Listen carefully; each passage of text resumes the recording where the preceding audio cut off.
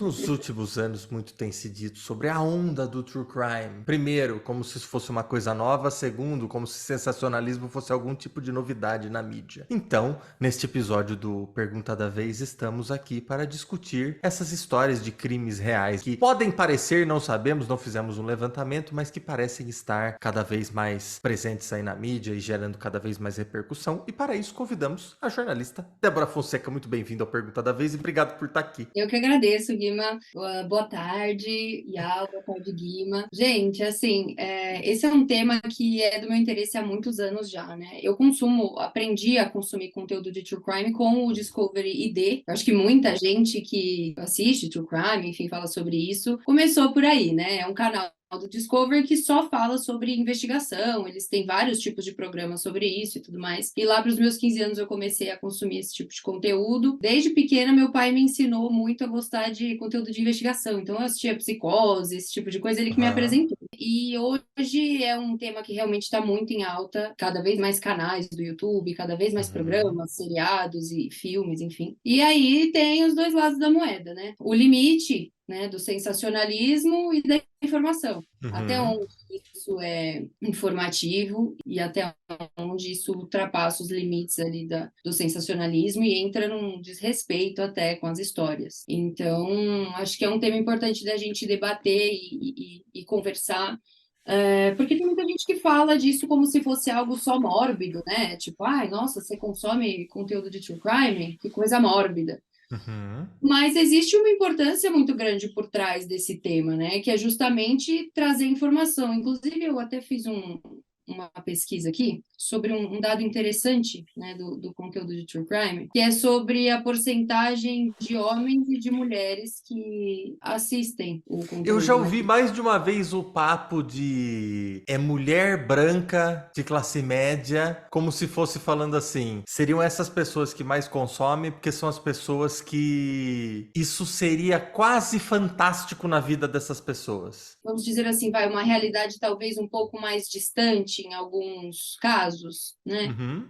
Talvez por essas pessoas terem mais segurança, terem mais acesso à segurança pública, terem mais Uhum. acesso a recursos nesse sentido, mas também não tenho pesquisas disso. Mas nesse caso aqui, né, nessa pesquisa que eu peguei no Não Me Calo, foi feita pela Civic Science, de que aponta que as mulheres são as que mais consomem podcasts, aí tá falando só de podcasts, né, de true crime, e os homens são 12%, né, ou seja, o restante tipo mais que o dobro, né, do Uhum. que os homens, né, e isso, o que explica, essa pesquisa explica, é que as mulheres, elas são atraídas mais por histórias reais, porque elas sentem uma necessidade de estarem alerta, tipo, protegidas, vai, como se você aprendesse alguma coisa com aquilo para se proteger, e Total. assim, eu falando pelo meu consumo, a maioria esmagadora dos casos envolve mulheres, envolve feminicídio, né? Envolve, enfim, violência doméstica, né? Então, enfim. Então tem esse dado, né, que eu achei interessante aqui trazer, porque pelo menos a maioria do conteúdo que eu consumo dos casos são vítimas mulheres e a maioria das pessoas também que cria, geralmente também são mulheres, né, que tem bastante Uhum. interesse. Mas, enfim, isso é só uma pontuação aqui interessante sobre o tema, né? Já é um demográfico diferente do Only Murders in the Building, né? Uhum. Dois caras e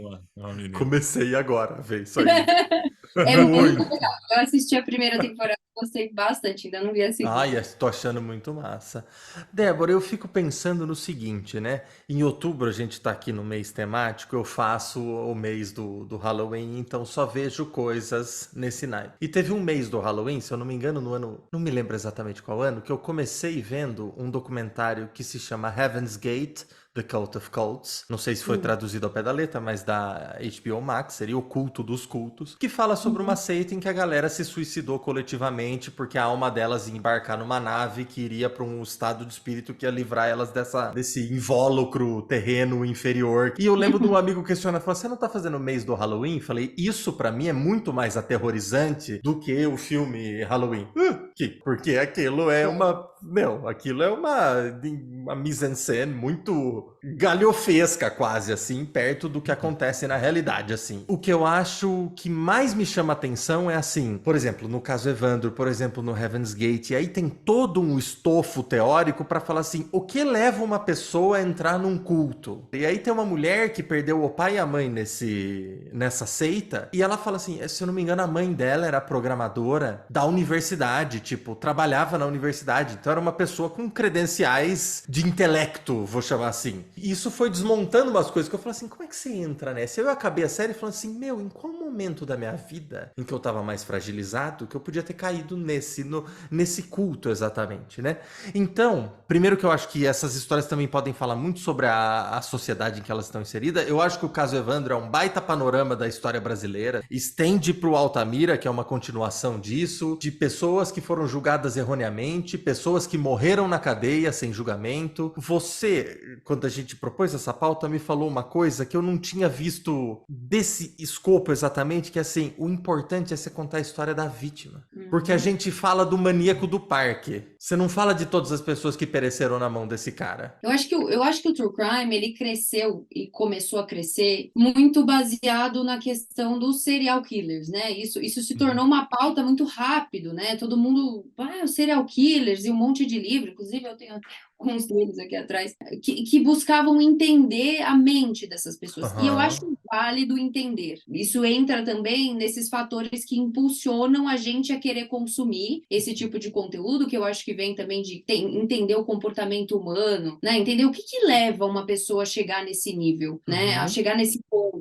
Como que essa pessoa se construiu? E acho válido. Porém, eu acho que, de fato, muitas produções, e aí entra documentário, entra seriado, filme e tudo mais, que vão muito para um lado de esquecer das pessoas, porque eu acho que existe uma responsabilidade muito grande quando se fala desse tema, sabe? Porque é que nem você falou, você tá falando de vida, você não tá falando de ficção, não é uma história inventada. São pessoas que viveram aquela situação e que perderam suas vidas ou sofreram algo muito ruim, traumático. Eu acho que falta mesmo esse tipo de sensibilidade, né? E assim, falando aí como jornalista, a gente tem programas aí que é o famoso espreme torce que sai sangue. Nossa, né? e Débora, quando a gente fala do sensacionalismo e fala das séries de True Crime, eu falo, tá, começou agora na TV brasileira, liga aí no canal X ou Y às 6 da tarde, o que tá passando? E aí você falou do caso da vítima, você vê, o caso Evandro era conhecido como Bruxas de Guaratuba. O menino que foi assassinado, e desculpa contar o final da história, mas assim, não se sabe quem fez isso até hoje, porque a investigação prova que não foram as mulheres, as bruxas de Guaratuba. Então assim, você chama o caso pelo assassino e não pelo menino que foi assassinado.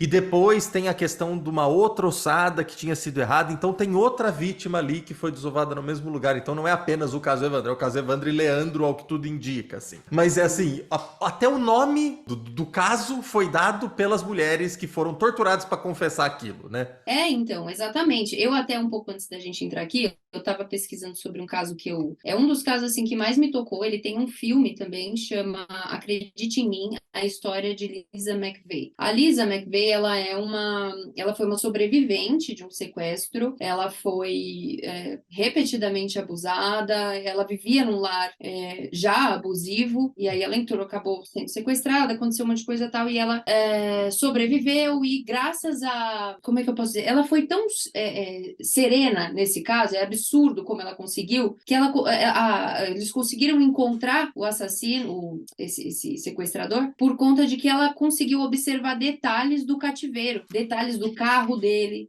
detalhes dele, o que ela conseguiu ver. Então, eles conseguiram pegar esse cara por causa disso. E aí eu tava procurando sobre esse caso para também trazer aqui, e eu vi alguns títulos de vídeo com o nome dele, que é o Bob Joe Long. Então, o caso Bob Joe Long não é o caso Bob Joe Long, é o caso Lisa McVeigh. Ela sobreviveu, ela é a vítima disso. Esse cara, né? A gente tem que entender, claro, um pouco desse cara para poder compreender o contexto, mas a gente tem que valorizar muito mais a vítima nesses casos, né? Sim. São coisas muito brutais. Acho que isso é uma uma coisa até que se repete um pouco na cultura pop, de certa forma, né? Quando a gente vai ver filmes de slasher e tudo mais, assim, a gente sabe. Eu não sei o nome vamos supor, as meninas que normalmente sobra uma menina no final nos filmes de Sim, slasher, né? Dificilmente eu sei da Sidney do Pânico. Do resto, assim, você sabe o nome do Michael Myers, você sabe o nome do Do Jason, Jason você sabe o nome do Voorhees, Freddy Fred, né? Krueger, sim. E aí acho que vou pegar, por exemplo, o Silêncio dos Inocentes, assim. As frases marcantes do filme, a cara do filme, é sempre o Anthony Hopkins, né? Sempre o Hannibal Lecter, que acaba dando uma... Cai Valorismo. quase glorificar, assim, né? A pessoa, de certa forma. Tava vendo recentemente um documentário na Netflix de cultistas, assim. E acho que eles fizeram, principalmente imageticamente, um péssimo papel. É aquele Você Como vê. se tornar um líder de uma seita? Eu Acho não que é. consegui ver só pelo título, eu ainda estou engolindo seco esse título.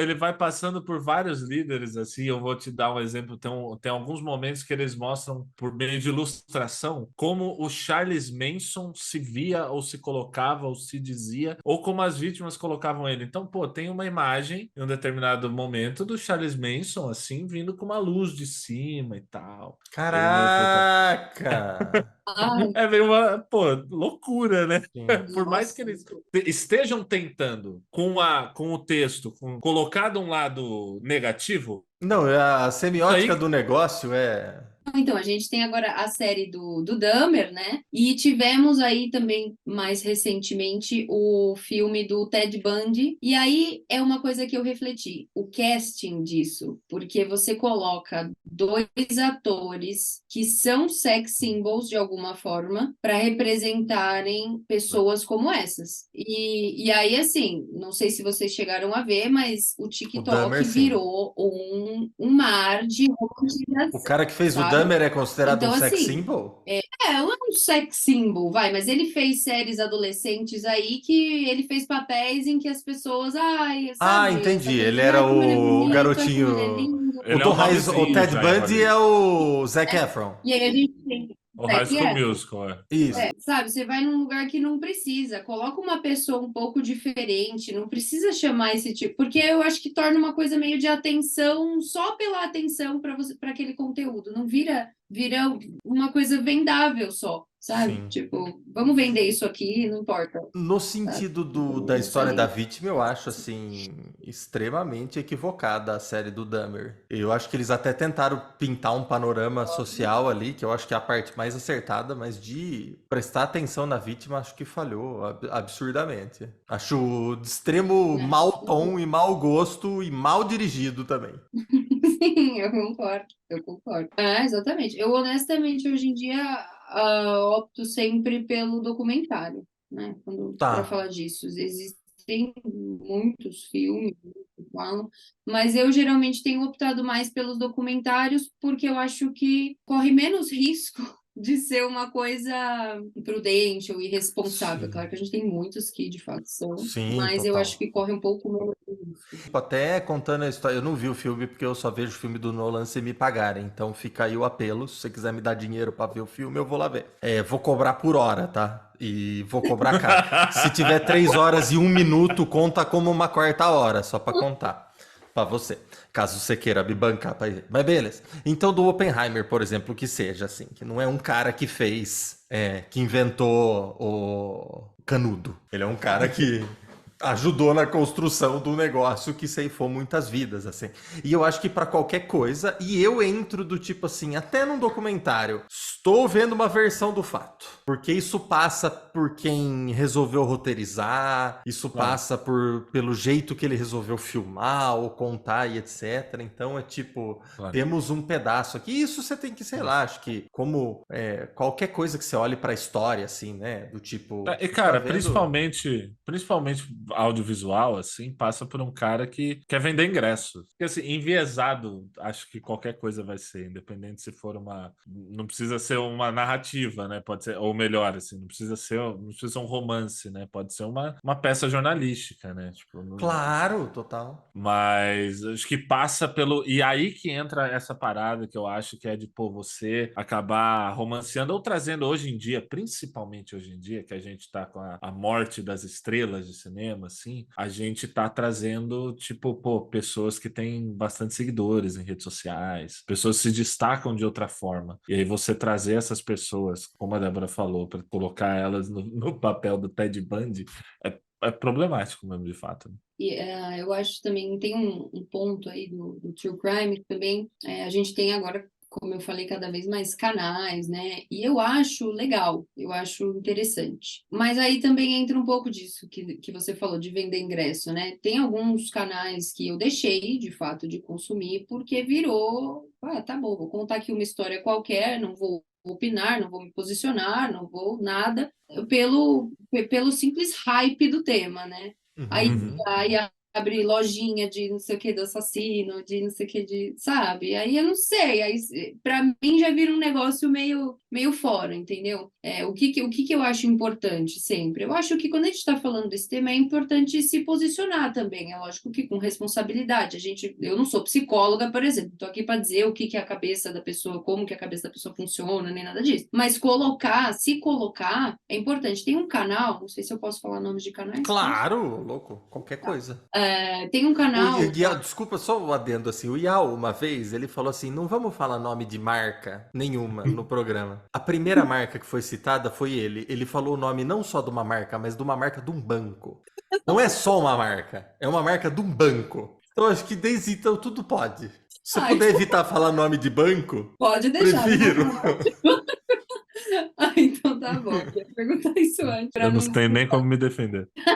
Num banco. Não vou falar, ele fala o nome, não só de uma marca de um banco. Banco, não. Muito bom. Então, tem um canal que eu hoje acompanho muito, o canal da Joyce Rodrigues, chama Ler Até Amanhecer. A Joyce, ela traz um conteúdo muito, muito bem estruturado, né? E eu sinto que ela não tem medo de se posicionar ali dentro daquilo. Ela traz muitos casos brasileiros, o que é difícil também dos youtubers hoje trazerem, por conta de ser uma coisa muito próxima, né? Então, muito que você vê aí as pessoas falando sobre casos gringos, porque isso também cria um distanciamento, também protege um pouco a pessoa, dependendo do caso que você vai falar do caso Evandro, vai falar do caso Leandro Bossi, né? Existe toda uma comoção, existem pessoas por trás disso, enfim, então existe até uma questão de segurança, né? A Joyce fala também sobre isso. Total. E a Joyce se posiciona muito. Então, isso que eu acho legal. Não é o conteúdo pelo tempo. Muitos vídeos, sei lá, de 15 minutos, resumindo um caso. Gente, não é simples como isso, né? Existem muitas coisas. Então, eu gosto quando tem... O que eu acho importante é isso. Ter uma pesquisa, ter uma base, você tentar ao máximo ali colocar todos os lados daquela história, né? Eu penso assim, né? Com relação a esse tipo de conteúdo. E eu honestamente acho um conteúdo importante, sendo feito de forma responsável, com pesquisa, entendendo o papel daquilo que você está falando, porque, de novo, não é sobre ficção, é sobre gente. Tem, por exemplo, no caso Evandro, que eu ouvi inteiro, se eu não me engano, na chamada, na entrada de todos os episódios, se alguém citado aqui quiser um direito de resposta, é só mandar um e-mail. Porque você tá falando com gente viva ainda, e gente que tá, sofrendo com isso ainda, né? Eu lembro no caso Evandro, tem um parente da vítima que crê piamente que as Zabad fizeram, e ele fala assim, o que eu posso dizer é que esse cara acredita piamente no que ele tá falando. Então você tá falando de um cara que, malemar, é uma pessoa que tá muito envolvida dentro do caso, né? Então, tipo, por mais que ele esteja ali no caso do jeito que foi apresentado, equivocado, cheio de outras questões, assim, é uma pessoa próxima da vida. E essas pessoas estão vivas, sofrendo, sei lá. Saiu agora o caso Daniela Pérez, eu nunca soube, mas eu sempre que eu via o Raul Gazola, eu achava ele um cara super bonachão e tal. Eu nunca mais olhei pra ele da mesma maneira. E depois que eu acho que eu vi uma entrevista dele falando sobre isso, né? E, cara, você tá falando com a mulher que foi assassinada, a mãe dela é uma dramaturga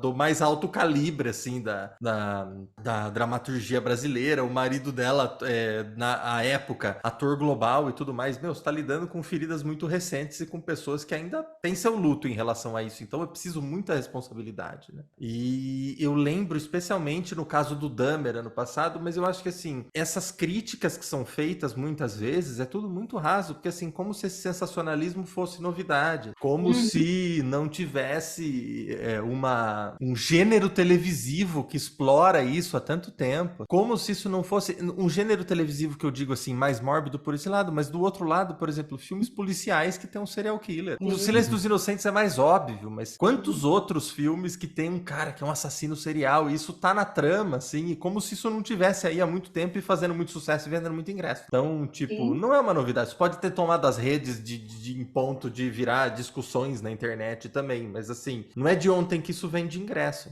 Exatamente. Eu acho que a internet ampliou esse espaço muito, porque hoje você fala com qualquer pessoa do mundo sobre isso, da sua casa, de onde você está.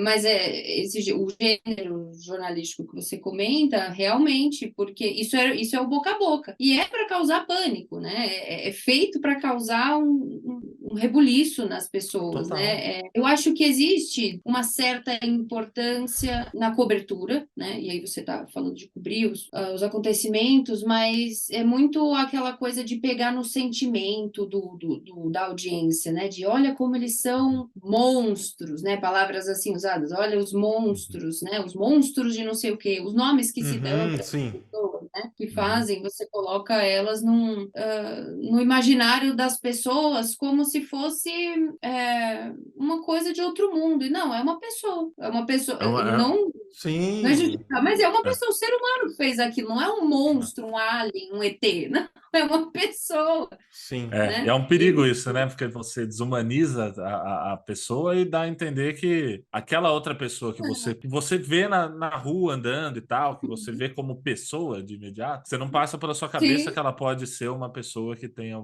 Eu acho problemático no sentido de você tá chamando uma pessoa de monstro, você tá eximindo a pessoa um tanto da culpa. E nesse ponto eu acho que peca, sei lá, o Dahmer lá. Não, porque o cara, olha a casa dele, a geladeira, não sei o quê, como pinta o cara como não sei o quê.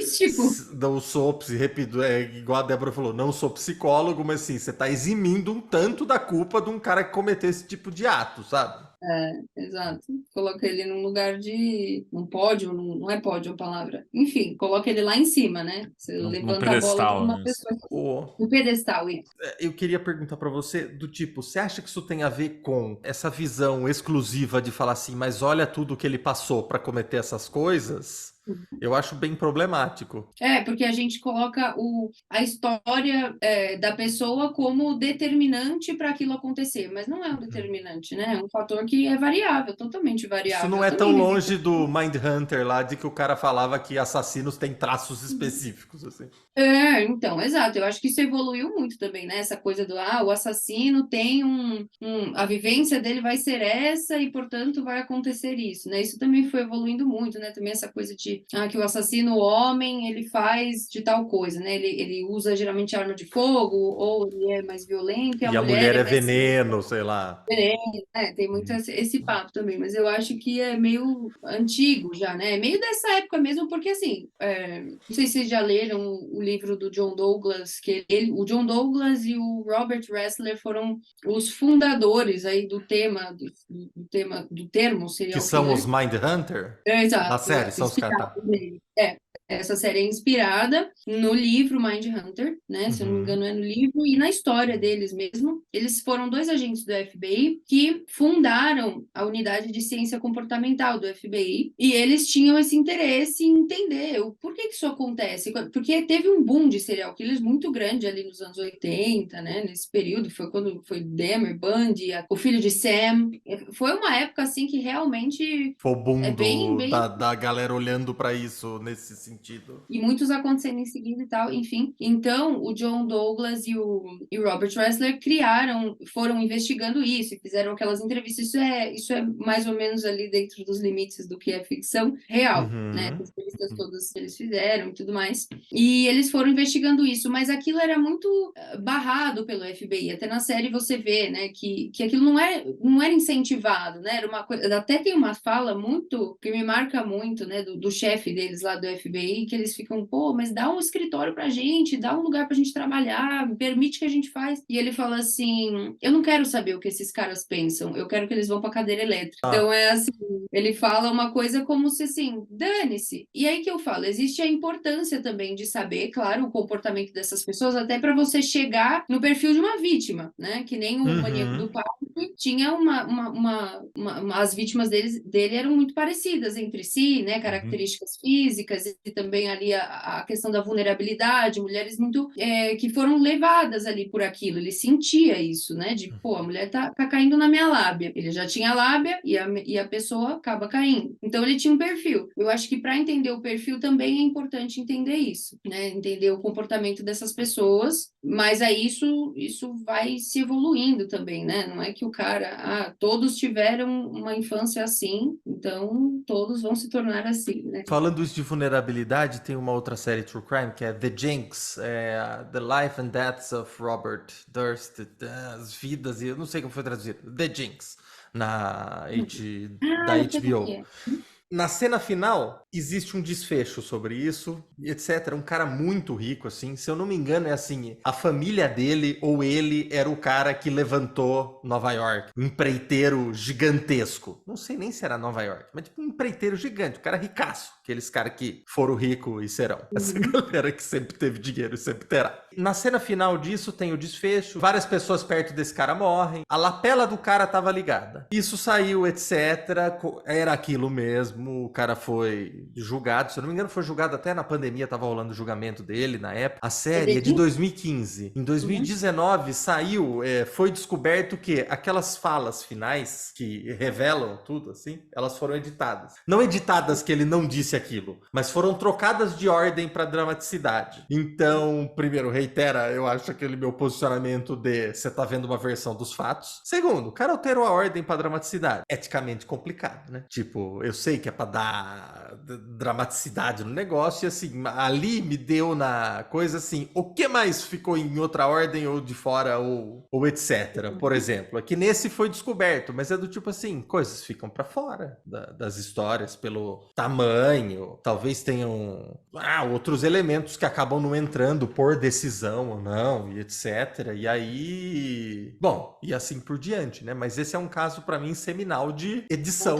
clara e simplesmente, mas assim, não mudou o sentido da coisa. Mas só de editar isso, poxa, é eticamente questionável, ainda mais pelo peso da coisa, né? Então, esse negócio de montagem, acho que entra naquilo que a gente estava falando de narrativa, né? Da forma como se traz. Até recentemente eu estava assistindo o documentário da Isabela Nardoni, né? E só um parênteses também sobre esses casos, né? São casos muito midiáticos, são casos que a gente repetidamente ouviu falar e na época de forma muito sensacionalista também, né? Isso foi muito imputado na mente das pessoas de uma forma para chocar. E eu acho que a gente tem muito ainda o que aprender com esses casos, sabe? Eu acho que de fato existem coisas, eles foram já exploradas, mas ainda existem coisas que a gente pode entender deles. Mas eu acho que, infelizmente, ainda hoje existem já muitos casos que a gente pode falar, né? A gente tem, por exemplo, eu trouxe aqui o caso da Bianca Consoli. A Bianca Consoli, ela foi assassinada pelo padrasto dela,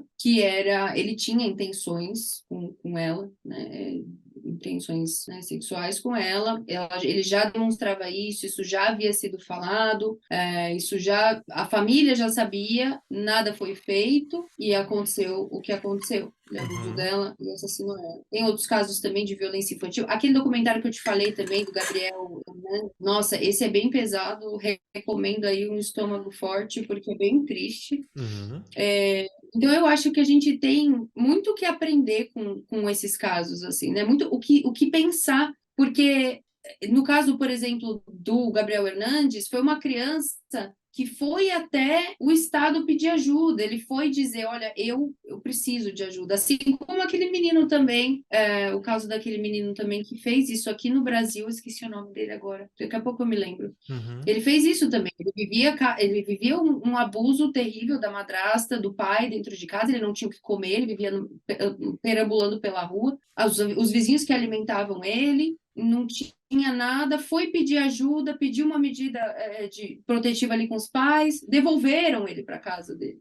Caraca. E a madrasta matou ele. Nossa. Então, essas coisas, sabe? É entender onde que estão as falhas também, as negligências, né? É importante a gente falar Sim. disso também por causa disso, de falar de feminicídio, falar de abuso infantil, são reflexões que a gente pega através desses casos, para além do entretenimento, porque é lógico que nem eu estava conversando com uma amiga sobre isso, e ela falou assim, cara, vira e mexe, o meu Instagram me entrega lá um negócio de true crime, putz, eu vejo aquilo e é super sensacionalista, ou é super, né, assim, falado de uma forma que te entretém ali, mas eu sei que não é a melhor forma de falar, mas te pega, né, te pega, você acaba querendo ver Quer mais, saber o que aconteceu, sim. para você saber o que aconteceu, mas para além disso, né, ir para além disso, é ir para uma reflexão sobre esses casos, né, sobre as Uhum. coisas que aconteceram.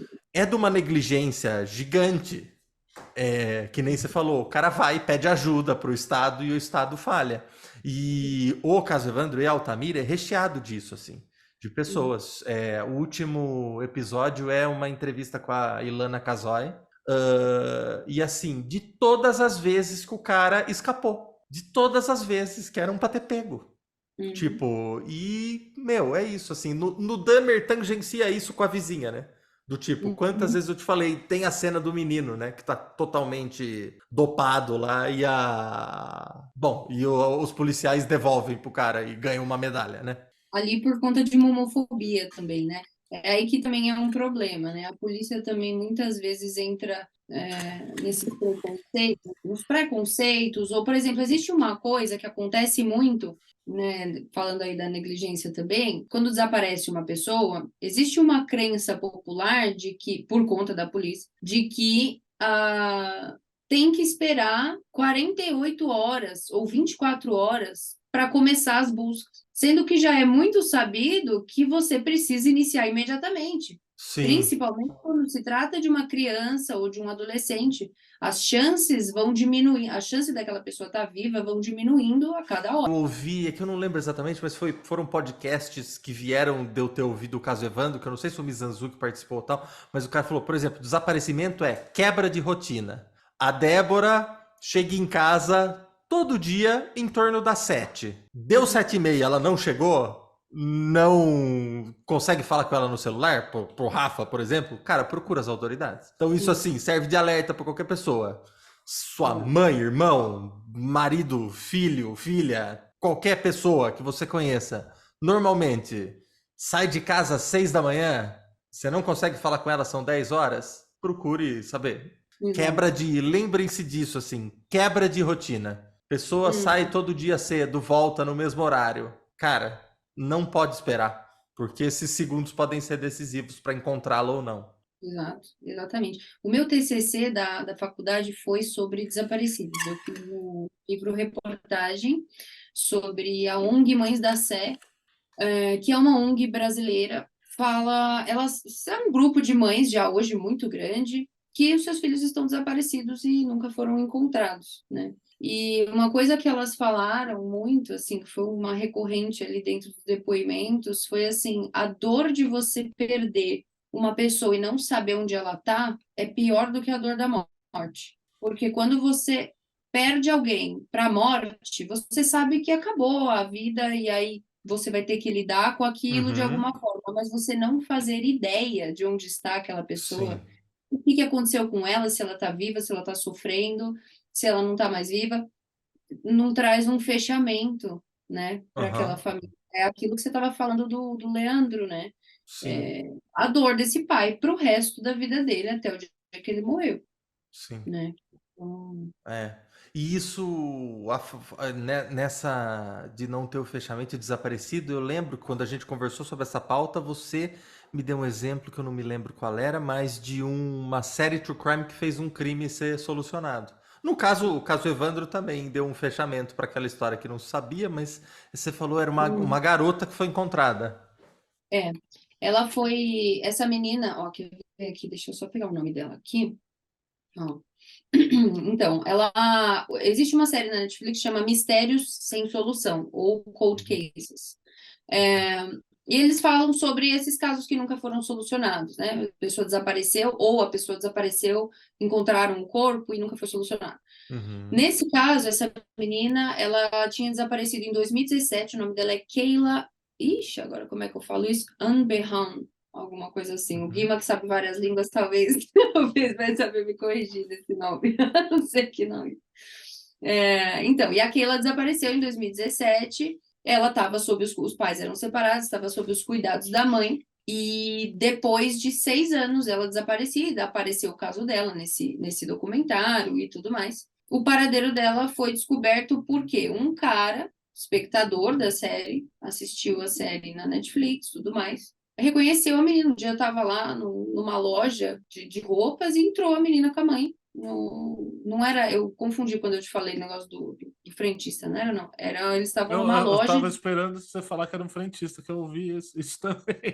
Tinha na Então, cabeça. eu Será que tô você vendo aqui falou pela pra mim e eu falei pra ele? Eu acho que talvez. Eu vi agora na CNN, não era isso. Saiu algumas coisas meio divergentes disso. Mas então eles estavam. E o cara achou a menina. A mãe entrou 6 anos depois ali com a menina e descobriram que era a mãe, porque o pai não sabia quem que era. Ele não sabia o que tinha acontecido com a menina, sabia que Uhum. provavelmente tinha a ver com a mãe, mas assim, como é que você vai dar certeza? A mãe pode também ter sido sequestrada junto, enfim, né? Tem essa questão de ser importante também para isso, também para solucionar casos. Existe um documentário também muito legal que está na Netflix. Esse documentário é assim, você fica agoniado do início ao fim, assim, é uma angústia profunda. Chama The Staircase. É bem bom. Só que eu Ele é um sei da documentário. teoria da coruja.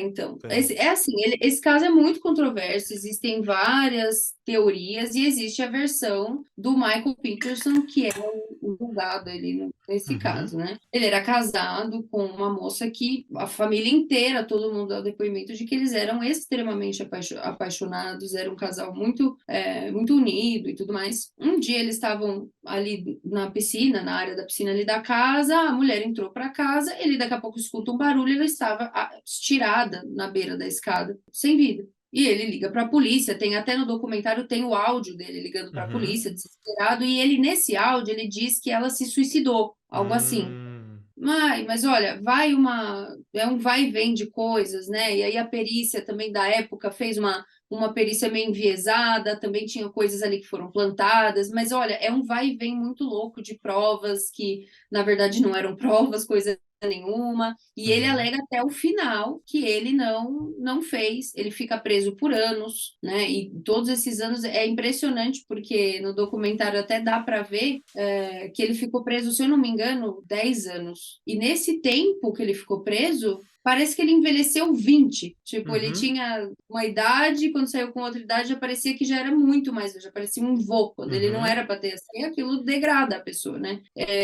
Eu não vou botar minha mão no fogo aqui, dizer que não fez, porque não sei. É esse cara, o quanto que ele bate nessa tecla e a família inteira, ninguém acredita, e o julgamento inteiro é mostrado nesse documentário. Acontece uma situação ali que é meio ele assim, eu não vou abrir mão de dizer porque eu não Uhum. fiz, mas eu preciso que isso acabe, porque nunca acaba. Você vê a vida do cara passando e aquilo nunca acaba, Sim. aquele processo. Então, também tem muito disso, de às vezes condenar pessoas, como no caso Evandro, as bruxas de Guaratuba, Aham. né? Você acaba com a vida de Acabou alguém, com a né? vida. Eu, assim, como jornalista, eu bato muito na tecla da imprensa e do papel da imprensa. Uhum. Porque aí vamos voltar aqui ao caso Eloá, por exemplo, né? Gente, a Sônia Abrão fez uma entrevista ao vivo com o sequestrador. Caramba! Um apresentador desses programas que escorre sangue, que a mulher tava lá esperando, não sabia se a filha ou o filho tava vivo ou morto, ele deu a notícia pra mulher ao vivo também. É Eu não o sabia. Ela fez a entrevista durante o sequestro? Durante o sequestro. E a questão da imprensa, que eu acho que eu bato muito nisso, porque tem uma responsabilidade que muitas vezes não é seguida, não é colocada como prioridade, né? Então Sim. a gente tem esses programas que vão colocando essas pessoas em situação de total vulnerabilidade, uma coisa que é pelo furo. né? Uma coisa que Aham. aconteceu ali imediatamente, aí pelo furo, bota a mulher na câmera, ela acabou de perder a filha, mas bota ela ali para chorar na frente da Sim. câmera, para dar uma notícia para ela que ela vai desabar e que vai todo mundo ligar a TV para ver, porque um vai ligar pro outro, liga lá na emissora tal, porque a mulher tá lá chorando e causa essa comoção, causa isso, Uhum. né? Então tem esse ponto da questão da imprensa, um caso muito emblemático, que todo mundo que estudou jornalismo deve ter estudado esse caso, eu espero, é o caso da escola base, não sei se vocês conhecem esse caso. Não. A escola base era uma escola aqui em São Paulo, uma escola infantil, e era uma escola assim pequenininha, sabe? Tipo assim, um casal fez uma escolinha ali, meio que familiar, uma coisa assim, bem humilde, né? Bem pequenininha e tal. Mas era Uhum. uma escolinha muito conceituada ali na região. E um dia, uma criança voltou para casa e disse para a mãe que estava com dor, acho que com constipação, alguma coisa assim, estava se sentindo mal.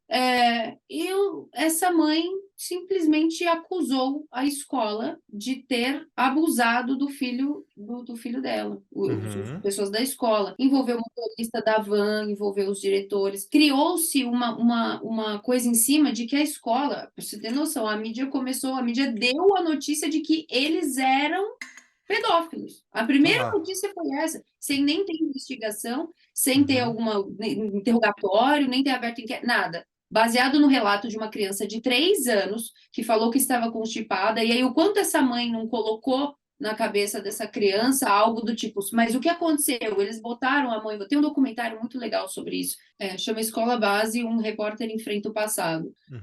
Então, um dos repórteres ali da emissora grandona vai Uhum. lá e vai lá e volta para o passado, porque ele foi o que disseminou muito disso também ali na Uhum. época. Ele fala sobre como ele foi também um pouco até pressionado a dar, não dá, é furo, tem que dar, Uhum. não importa. E então, como isso acaba mesmo com a vida, essas pessoas morreram mesmo, assim. O marido já morreu, ele teve câncer, né? Tá. O dono da escolinha, ele morreu, aí a esposa dele também E do que se ficou muito mal, averigou, do que se averiguou que não era verdade. tá. Aquilo não era verdade. Foi se criando tipo um efeito dominó. Uma mãe falou, a criança falou isso. Aí a mãe foi lá e falou para outra mãe. Aí a outra mãe pergunta: Você foi tocado, encostado? E aí essa pressão toda e as crianças não tinha acontecido aquilo de fato. Tá. Sabe? Como é que você. Uma criança de 3 anos, você coloca. Enfim. Então, tem esse caso aí, tem esse ponto. Numa Com dessas já relação a. destruiu a reputação, a instituição, a É. escola, Eles nunca mais tudo, né? conseguiram trabalho. Porque a gente tem essa, Acabou a escola. principalmente, isso vem lá de trás, mas principalmente hoje em dia é muito fácil você espalhar uma mentira, né? É muito difícil você espalhar uma retratação, assim. A retratação se alastra Nunca chega, bem menos. mais devagar, ela engatinha, né? Uhum. Engatinha não chega, né, a todos, essa é a parada. É difícil, só que assim, o furo precisa vir e ser. E pelo que você me conta, sei lá, essa escola base, um repórter volta ao passado, é o meia-culpa do cara mesmo, assim.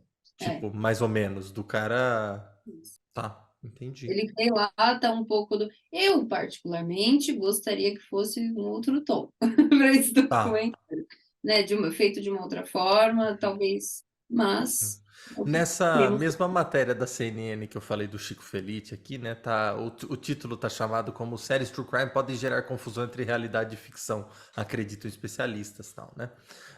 Mas só pelo título, eu acho que vale a gente discutir do tipo, é o tom da série, o ponto, o jeito que ela é retratada, sabe? É do tipo, você pode fazer uma dramatização ser mais real do que um documentário. É que o documentário ele já vem com esse formato de muito mais próximo da verdade, né? Uhum. E Sim. isso pode ser um formato muito mais interessante para ser trabalhado e contar uma história, mas também pode ser bem mais perigoso. Eu acho que é da forma como se conta. Quando, por exemplo, esses documentários do ID, né, do Discovery ID, eles são totalmente dramatizados, né? Não sei se vocês Uhum. já viram, né? Eu Geralmente nunca com vi. dublado. Então, dá uma fuçada a qualquer hora dessas para você ver, assim. De lá se tira muito, por exemplo, tem uma youtuber que eu assisto que ela tira muitos casos de lá. Mas daí você Aham. transforma o conteúdo, né? Você molda para aquilo Sim. que é uma história mais complexa e tudo mais. Mas, assim, tem muito disso, desses documentários de lá serem dramatizados, aí se cria uma cena, né, para você representar aquela cena do que aconteceu no caso e tal, e de fato, né, pega. É que nem eu falei que aquela minha amiga comentou, pô, você quer ver o negócio porque você acha que foi exatamente aquilo, a pessoa está contando de um jeito tão convincente, né, que você fica com a impressão de que foi aquilo. E aí que me pega também o ponto do Dahmer. Coloca um cara que é um ator muito focado no público teen para representar um serial killer dentro de uma história tão complexa, com tantos lados para se desenvolver. E aí, o que esses adolescentes estão pensando? Entende? O que eles refletiram sobre isso, entendeu? Tendo ali na frente deles uma pessoa que desperta sensações de coisa boa, assim, né? Do sei lá, tipo, você tá aproximando ele do Jason, do que ao invés de um criminoso real. Você tá Exato, porque transformando é aquilo no imaginário da molecada. isso. Você planta uma imagem no imaginário das pessoas que não, né, não é real e até dos próprios. Por isso que eu também gosto de quando saem vários tipos de documentários, às vezes, sobre o mesmo caso, né? Que nem a gente tem o caso Evandro, tem o documentário, tem o podcast, tem também vários produtores de conteúdo que são muito bons, que fazem conteúdos muito legais e completos, tem livros, enfim, tudo. E nesse episódio, então, do Pergunta da Vez, a gente se dispôs a falar um pouco sobre esse gênero que está presente nas obras da nossa cultura, que é o gênero true crime, de crimes reais e tal. Óbvio que a gente não tem a pretensão de esgotar esse tema, a gente só trouxe alguns pontos. Convido todo mundo a trazer indicações e comentários e falar o que ficou de fora e o que não. Agora eu pergunto, Débora, qual a sua recomendação da semana? Minha recomendação da semana é o livro Holocausto Brasileiro, da Daniela Arbeck. Viodoc. Era um hospital psiquiátrico, né? Psiquiátrico, Nossa, é a um história é tensa. genocídio brasileiro. Sim, eu Muito me lembro importante. dele. É um capítulo muito importante da história do Brasil e da história da saúde mental no Brasil, de como ela foi sempre tratada e vale a pena, vale a pena. Yau? Cara, que esse episódio foi muito. Eu tomei um omeprazol hoje, eu tô feliz, porque realmente Não, a foi parada, treta. assim, sério, tipo assim, eu tô meio impactado mesmo. E eu, tipo assim, a gente tá gravando, a gente tá se propondo a gravar coisas de terror esse mês e tal, por causa do mês do terror. Antes de gravar esse episódio, eu assisti Pearl Ah, quero ver, não vi ainda. e Você viu filmaço. o X, que é antes? Péssimo filme. Eu odiei, odiei, odiei. E Pearl é maravilhoso, assim, é lindo, Tá. sério, foda. Mas é impactante também, né? Então eu vim aqui com pouco estômago para o episódio de hoje. E, cara, eu não tô acostumado muito a ver True Crime. Então eu já nem sei o que indicar. Tiger King é um Não, True não precisa Crime? ter. Pode ser considerado um True Crime? Porque é o A que sua- tudo indica, a mulher deu o marido dela pra comer os tigres lá. Ah, não, Tudo- mas tem o próprio documentário da Carol Baskin até, né? Ah, isso eu não vi. Eu vi só Tá. esse e o do Doc Antle, né? O Doc então, se não é True Crime, a gente precisa revisitar o que é True Crime, de Mas fato. é o que dá a entender o seriado, que ela deu o marido pros tigres comer, né? Ah, é. Mas é focado mais nele, né? No final das contas, assim. É um Não. universo aquilo, né? É. Cinematográfico Marvel, assim, enorme. Mas. Mas, Yau, não precisa ser de True Crime, a sua indicação. O Yau, Eu vou uma vez indicar você Pearl, não então. indicou um aplicativo? Eu já indiquei um Tô aplicativo. viajando. É que eu não Posso sei se o indicar. episódio foi pro ar, mas eu acho que sim. Bom, Pode ser. Então eu vou indicar Pearl, então, cara. Porque eu acabei de ver. Eu tô impactado com o filme. Eu indico todo e qualquer filme produzido, não necessariamente distribuído pela A24, porque ela distribuiu uns filmes meio bosta lá no passado, mas só produz filme bom, com exceção de X, A Marca da Morte, que é uma continuação de Pearl, não, é o apesar de ter vindo contrário. antes. Não, X é uma continuação de Pearl. Vulgo Pearl é uma prequela.